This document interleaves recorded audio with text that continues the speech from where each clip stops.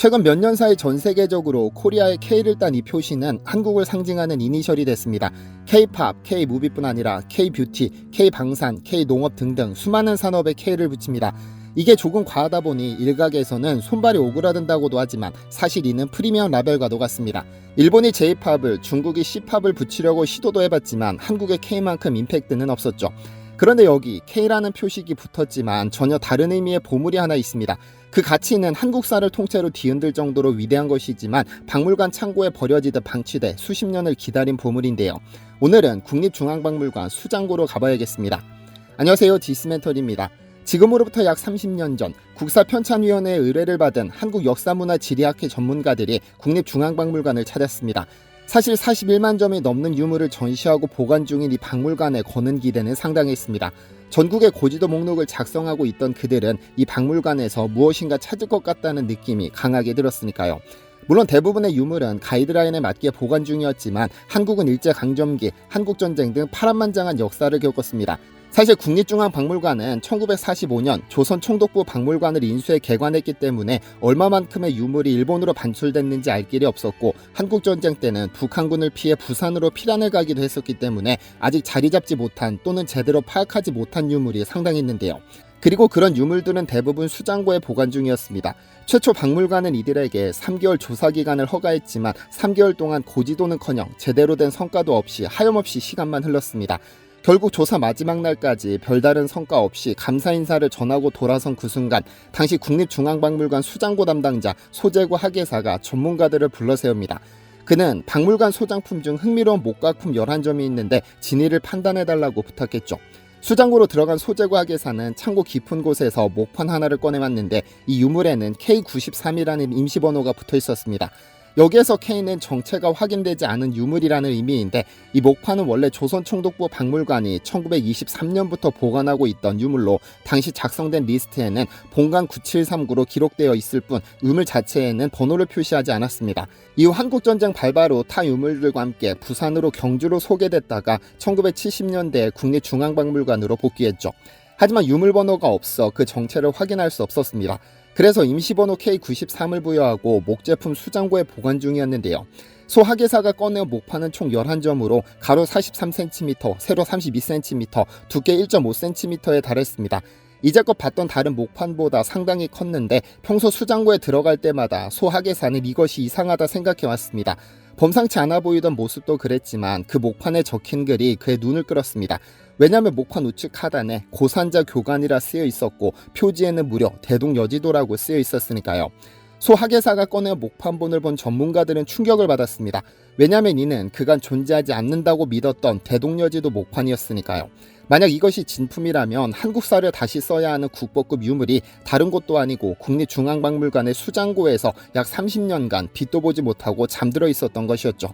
제작자명과 작품명이 떡하니 박혀있음에도 그간 이 대동여지도 목판은 가짜 또는 복제품이라는 허위 사실이 유포 중이었습니다. 왜 그랬을까요? 그 유래는 알 수 없지만 언제부턴가 한국인들은 대동여지도를 만든 김정호라는 인물은 백두산을 8번이나 오르내리고 전국 방방곡곡을 3번이나 왕복하면서 대동여지도를 완성했다. 그리고 조선의 무지몽매한 지도자였던 흥선대원군이 국가기밀 누설죄로 김정호 부녀를 참하고 대동여지도와 목판을 전부 불태워버렸다는 이야기를 사실처럼 믿어왔습니다. 특히 왕위의 왕이라 부르던 대원군이 목판을 불태워버렸다는데 누가 이를 믿지 않을 수 있었을까요? 그렇다면 이 허위 사실은 언제 최초 등장했을까요? 1925년 일제강점기입니다. 당시 10월 8일자 동아일보 사설에는 이런 내용이 실렸습니다. 김정호 선생은 팔도강산을 샅샅이 답사했고 이를 위해 백두산만 7번 올라갔다. 대동여지도를 위해 10수년간 과객 노릇을 하여 가장 정명하고 적확한 지도를 만드니지만 이런 국보적인 인물이 화액을 당했다.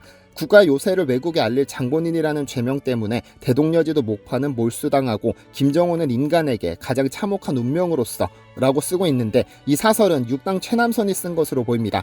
간추리자면 당시 조선은 대동여지도를 만든 김정호의 업적도 몰라보고 욕하는가 하면 외국 간첩이라고까지 의심하고 끝내 죽음으로 내몰았다는 뜻.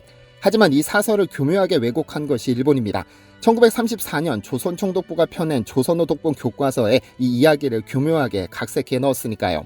당시 일제는 김정호가 백두산을 7번이나 오르내렸고 전국 방방곡곡을 3차례나 돌아다니며 대동여 지도를 완성했으나 흥선대원군이 국가기밀 누설죄로 김정호와 그 딸을 옥에 가둠으로써 사망에 이르렀다고 기록한 겁니다.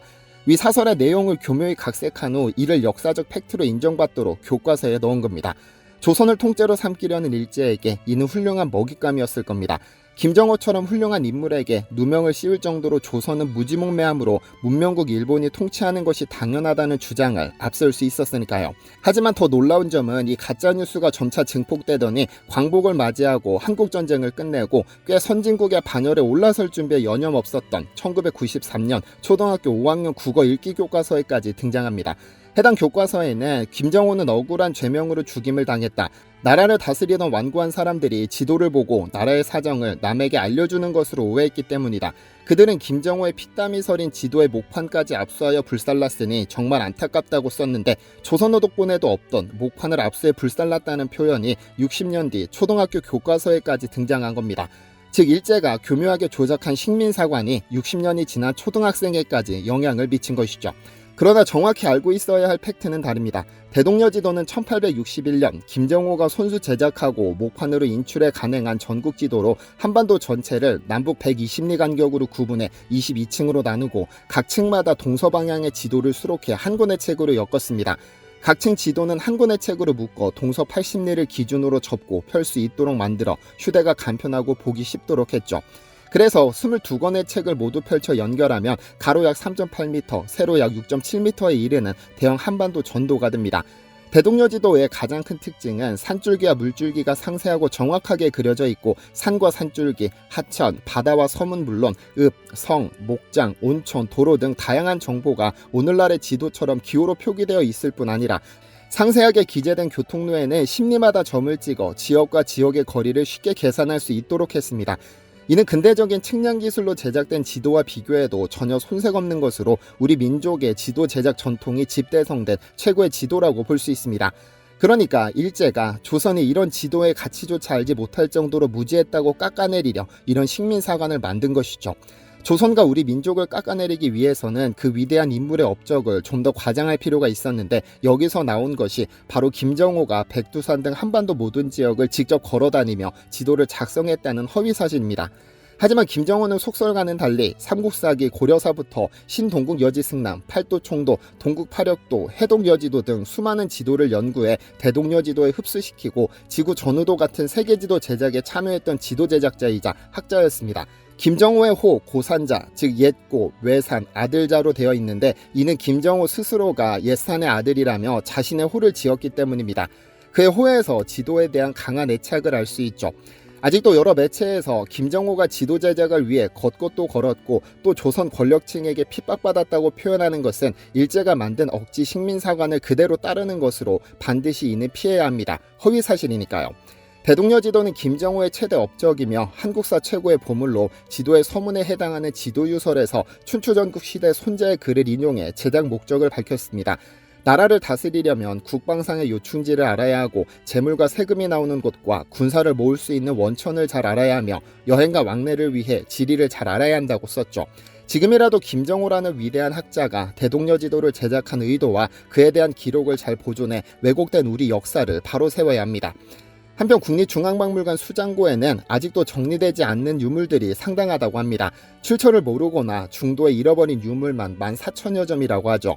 여기에도 K라는 표식이 붙어 있을 텐데 그 중에는 보물, 국보급 유물이 또 얼마나 있을지 전부 확인하기 전에는 알 수 없습니다. 우리가 관심 있게 봐야 할 K는 TV에만 있는 게 아닌 셈입니다. 지난 토요일 디시멘터리에서는 25년 연구 끝에 탄생한 난다모의 샴피톡톡이 런칭됐습니다. 난다모는 굉장히 직관적으로 머리가 난다는 의미를 담은 이름인데 이렇게 직관적인 이름을 지은 것은 2002년 실제 임상을 통해 71%의 참가자들이 발모를 경험했기 때문입니다. 38세 남성은 무려 80% 이상의 발모를 경험했죠. 인디언은 대머리가 없다는 카피로 잘 알려진 인디언 비누가 바로 난다모의 작품입니다.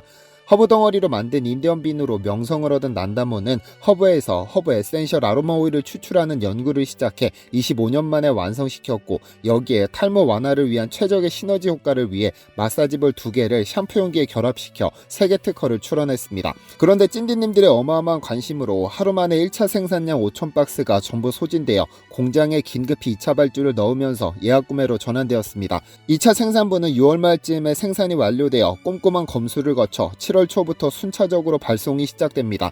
원래 네이버 스마트 스토어에서 예약을 받을 계획이었지만 갑작스럽게 주문이 쏟아지는 바람에 네이버에서 부정거래로 오인을 받아 소명해야 하는 상황이라 업체 홈페이지를 이용하기로 했습니다. 오늘 오전부터 시작된 예약 구매도 상상 이상으로 쏟아지고 있어 이 또한 마감이 예상됩니다. 아래 댓글로 남겨드린 링크로 이동하시면 예약 구매하실 수 있고, 개발자 인터뷰가 궁금하시다면 지난 토요일에 업로드한 영상을 함께 보시길 추천드립니다. 시청해주셔서 감사합니다. 디시멘터리에서는 여러분의 제보를 기다립니다. 제 채널에서 다뤘으면 좋겠는 뉴스 또는 널리 알려졌으면 하는 영상은 디시멘터리 네이버.com으로 보내주시면 소중히 제작하겠습니다. 시청해주셔서 감사합니다.